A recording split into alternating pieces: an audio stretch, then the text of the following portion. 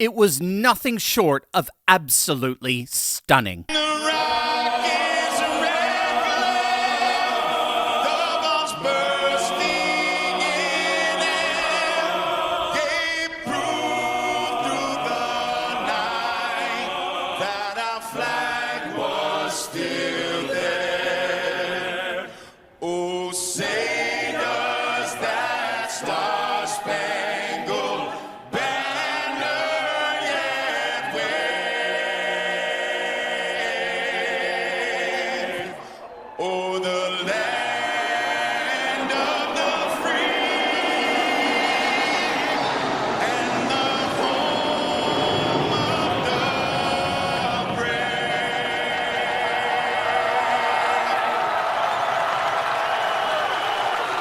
America's back, bigger, stronger, and better than ever before, and nothing, ironically, proves it more than this. No one is getting left behind this time.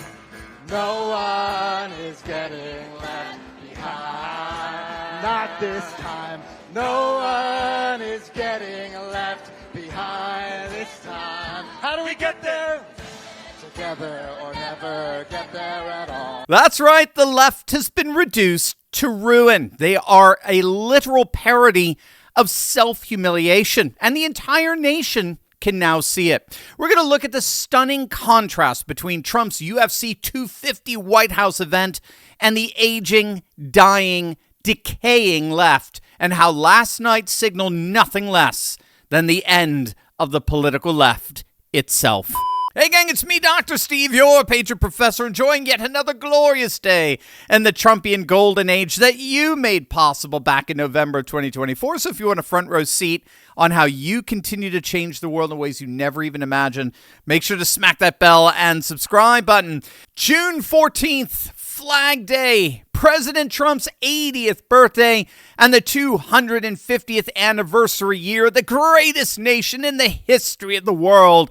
It all converged on the south lawn of the White House, transformed into a 4,000-seat arena with a full-size octagon, massive screens, red, white, and blue staging, and an overhead lighting rig they call the Claw, hosting the first professional sporting event in the history of the White House grounds. It was called UFC Freedom 250. President Trump and Dana White walked out together from the Oval Office down through the White House cage side as the U.S. Marine Band played Hail to the Chief, and 4,000 Americans who had been waiting for this moment absolutely lost their minds with joy. And then Zach Brown stepped to the microphone and sang an unforgettable Star-Spangled Banner, and when he hit that final note of Home of the Brave, the Blue Angels and the Thunderbirds roared overhead in formation. It was simply glorious. And keep in mind, it was all preceded by an amazing fireworks show after the official weigh-in the night before. So the whole weekend in D.C. was literally Olympic. As for the fights themselves, they were extraordinary, not just as athletic performances, though they were absolutely wonderful. I mean, as American moments. Fighters got to walk into the arena from the Oval Office itself, draped in the American flag, and giving us iconic moments like this one. A picture literally worth 1,000 words to describe the level of patriotism that flooded the event. Every single fight on this card ended by either knockout or technical knockout. Every single one in an arena packed almost exclusively with active duty service members and first responders who had been given the prime seats on the South Lawn. Medal of Honor recipients walked out with the fighters. I mean, seriously, think about fighters joining fighters. The men and women who bled for this country, who gave everything they had in its defense, walking side by side with the best fighters in the world on the grounds of the People's House in front of a crowd chanting USA, USA. Fighter Michael Chandler walked in the octagon alongside 101-year-old Medal of Honor recipient Royce Williams, a man who during the Korean War, in a single engagement, shot down 4 Soviet aircraft in an incident so classified it was kept secret for decades. 101 years old, walking onto the south lawn of the White House with 10,000 people on their feet. This is America. And then after Josh Hokit won his fight, he stepped out of the octagon, walked cage side, and gave President Trump his own fight chain. He took it right off his own neck and put it on the president's, from one fighter to another. And if you think the left's heads were already exploding at that point, just wait, because Hokit was not finished. Alex Pereira, I want a shama on your mama. And lastly, Michelle Obama is a man. Am I right, America? Ladies and gentlemen, Josh Hokit. Gang, a UFC fighter just announced to the world on the White House lawn that Michelle Obama is a man. And you're blackpilling? I mean, if this isn't the golden age, I don't know what is. May I remind you what we were treated to just a few short years ago under President Autopen when he was in the White House. Welcome to the White House. Thank you. Happy Pride Month. Happy Pride Year. Happy Pride Life. Can we take a little video? Hi, Mr. President. It is an honor. Trans rights are human rights. Oh, it's a video. Oh, it's a video.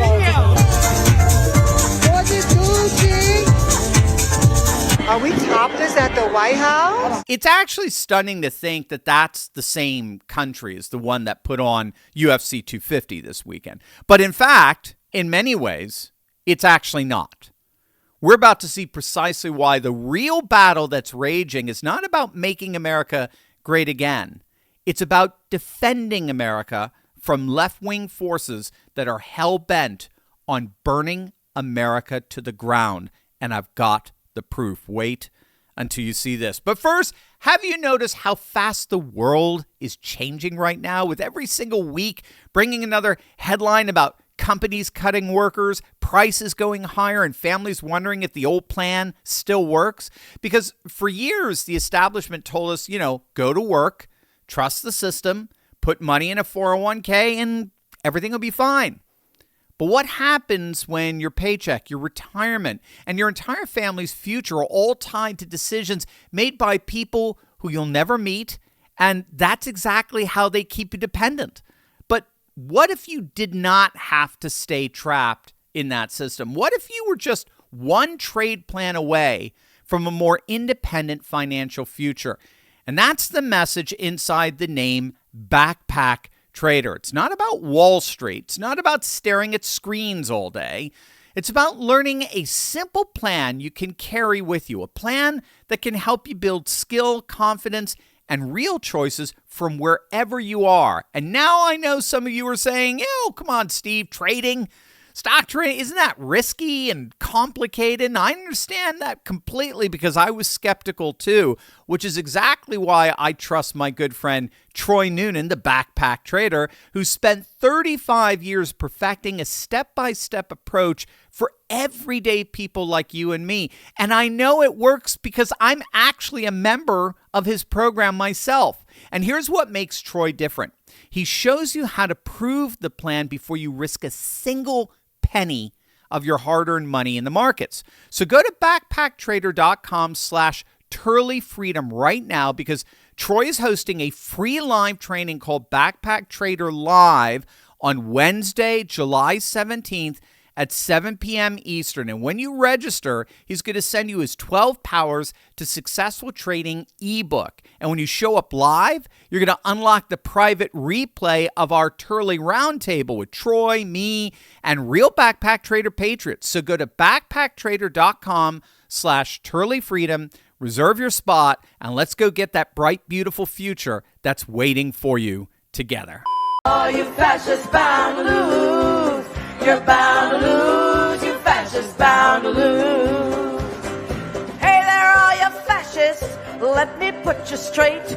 When you come for the rest of us, we'll fight you at the gate and you will lose. You fascists bound to lose. Now, besides the eye-wateringly embarrassing event that leftists put on to protest UFC 250, we need to be very clear here. They're not protesting Trump. They're not protesting fascism, especially since they'll be voting for one in the main Senate race, a guy with a literal Nazi tattoo.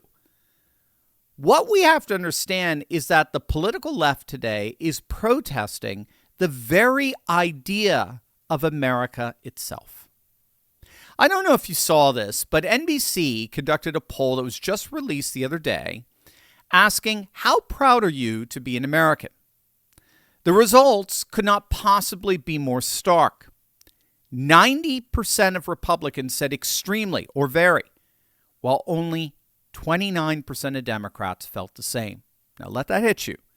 7 in 10 Democrats are ashamed of their nation. They're ashamed of being American. And it's a very real problem that analysts are noting may indeed sink the party for good. And that's because there is a very real cultural shift that's happening in our nation right now. If you think about it, the stark contrast between the UFC 250 and what Biden hosted a couple of years back really involved the demonization of two things during the Biden era: masculinity and patriotism. Masculinity and, or if you want an alliteration, patriotism and patriarchy. So for years, the political left has tried to demonize strong, assertive, classical masculinity as toxic, as literally evil. And at the same time, they demonize patriotism as fascist and racist and white supremacist. And if you think about it, demoralizing both patriotism and masculinity is key for the left to take over a nation, precisely because those are the two things that a free people need most in order to defend themselves. They need a strong sense of patriotism, and they need strong men and a powerful sense of manhood to protect and defend the nation. But then something happened that the left simply never planned for. President Trump happened. Donald J. Trump came on the scene, and suddenly patriotism became cool again. And that's the key. Wokeness was no longer the cool thing. It was patriotism, nationalism. Just look at advertisers today.